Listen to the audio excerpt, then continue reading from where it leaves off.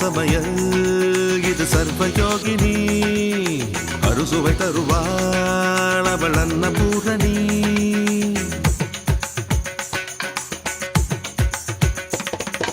சரவண சமயல் இது சர்வயோகினி அறுசுவை தருவாள் அவள் அன்னபூரணி